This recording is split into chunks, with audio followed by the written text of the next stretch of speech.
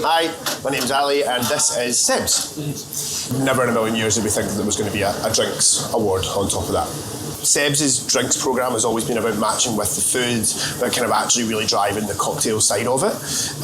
We do have a kind of more limited wine selection from the rest of our venues, limited beer, so it was actually really about kind of doing like a kind of mishmash in a high volume cocktail bar and really kind of high quality Michelin gourmand level food as well.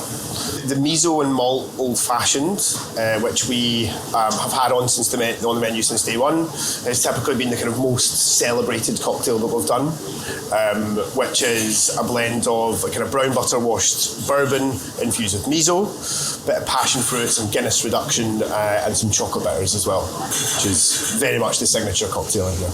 I think it would be, typically old fashions would be post dinner. It's something sweet, which is going to round off your palate. You're going to get a touch of bitterness from the chocolate bitters in there as well, which will kind of help you digest in some way. So you kind of got that kind of bitter sweetness. So definitely I'd say it's a cocktail for all times, if I'm honest, because you could come in, you could get it at 2 o'clock in the afternoon and it's still going to be just as good.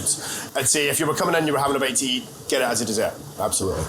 I think cocktails are equations in many ways, and it's all about balance within that and finding the right solution to that, because it's always about, I think there is a lot of mathematics and actually kind of the back of house side of things. It actually helps me a lot as a manager to kind of be able to understand the specs, the batching, the kind of the scalability of it all as well, rather than it necessarily just being about, well, don't get me wrong, it's the way my brain works means that I can memorise a lot of different numbers for different things without really having to kind of challenge myself on that.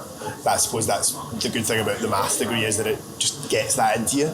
You just have to remember so many different formulas, and now it's more about formulas for cocktails rather than necessarily formulas for algebra, you know. There's some unbelievable cocktail bars, not just in like Scotland, but actually they are UK wide, like some of the best cocktail bars in Glasgow and in Edinburgh. Aberdeen's always had a really great cocktail scene, and that seems to be going through a bit of a resurgence now as well.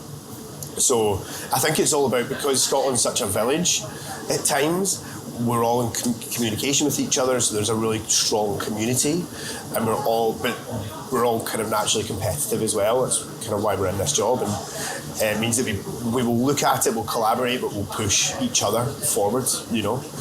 Very much so. I think in Glasgow we all have conversations with each other, and then we might, imitation is the best form of flattery, we might go, oh, well, I might steal that, then I'm going to do my own thing with it, which is really great. I think we're all really pushing each other forward in that sense, as well as kind of maybe having a bit of a bigger scope of what else is going on in the world.